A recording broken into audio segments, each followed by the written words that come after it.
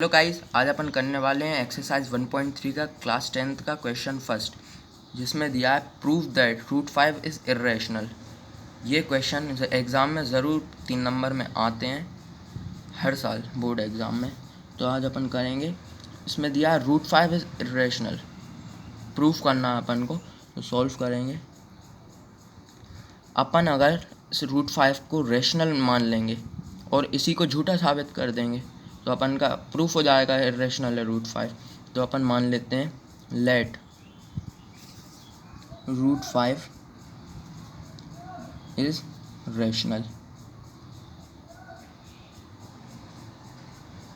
तो कोई भी रेशनल नंबर हमेशा P/Q के फॉर्म में लिखाता है। जैसे 1/2 हुआ, 2/4 हुआ, ये होता है P/Q। तो then it will be in the form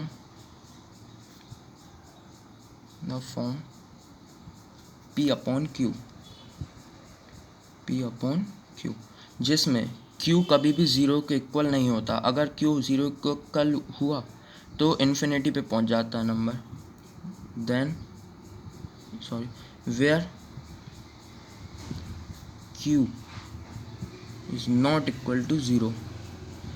और कभी भी P/Q का मतलब कोप्राइम रहते हैं। वो कोप्राइम मतलब जिनका हमेशा HCF LCM 1 आए।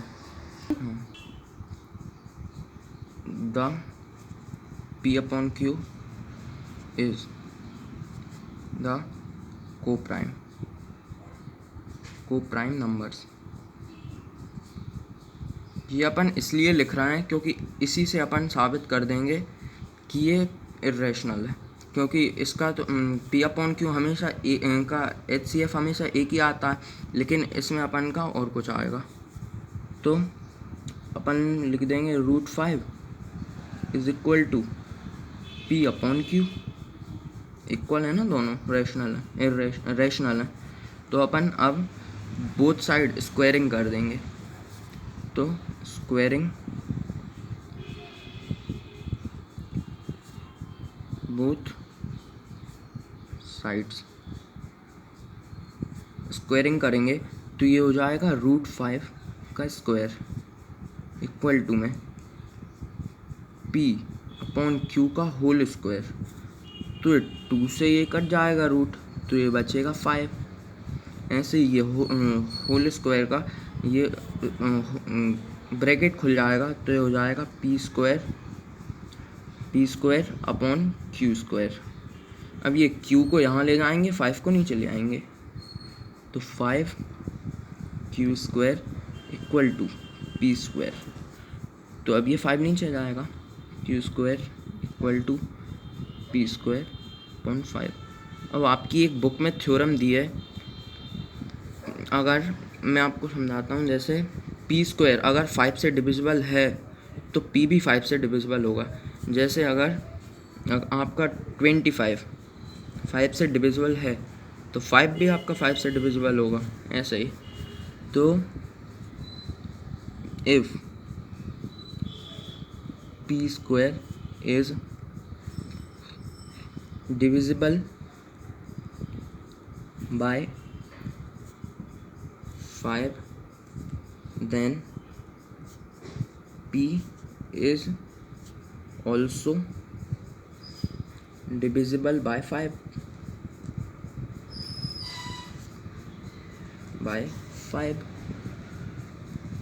तो अपन अब P/5 लिखेंगे और इसको एक नंबर मान लेंगे। अपन ने एक C इंटीजर मान लिया जैसे, तो इक्वल टू में C लिख देंगे। तो ये P/5 इक्वल टू C हो गया। तो P इक्वल टू 5C हो जाएगा और 5 ऊपर चला जाएगा, तो 5C हो गया। ऐसा ही अपन अब Q का करेंगे। तो ये थी अपनी फर्स्ट इक्वेशन, अब ये P इक्वल टू 5C अपन को पुट करना है फर्स्ट इक्वेशन में। तो put P equal to 5C in equation first. तो ये अपनी फर्स्ट इक्वेशन क्या थी, 5Q square equal to P square. तो पी तो ये है, फाइव फाइव सी का होल स्क्वायर हो जाएगा, तो ये 5q² इक्वल टू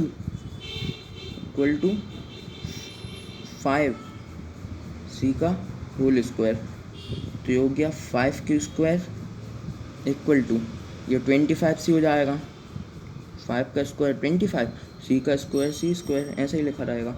ये 5 से 25 कट जाएगा 5 टाइम्स में, तो q² इक्वल टू 5c²। अब ये q² ये था ना कि ये q² इक्वल टू 5c², तो 5 नीचे आ गया, तो q² अपॉन 5 इक्वल टू में c का स्क्वायर। तो अगर q² 5 से डिवाइड होता है तो q भी 5 से डिवाइड होगा। If q² is divisible by 5, then q is also divisible by 5। जो अपन q अपॉन 5 लिख देंगे इक्वल टू में, ऐसे ही जैसे अपन ने p अपॉन 5 में c ले लिया था एक इंटीजर, इसमें भी अपन q अपॉन 5 में d इंटीजर ले लेंगे एक, मान लिया। तो अब ये q, ये 5 ऊपर चला जाएगा तो 5d हो जाएगा, 5d हो गया। तो अब ये अपन का वो आया था p इक्वल टू 5c, और ये आ गया q इक्वल टू 5d। तो सिंपली देखो, अगर अपन ने क्या करना था, क्या किया था कि p अपॉन q को प्राइम है, लेकिन को प्राइम का मतलब होता है HCF एक आता है, लेकिन इनका तो HCF 5 आ रहा है।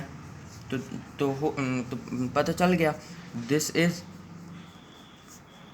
अ contradiction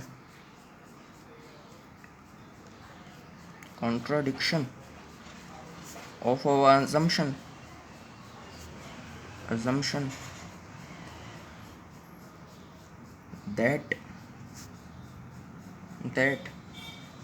root 5 is irrational because their HCF is 5। Thank you for watching.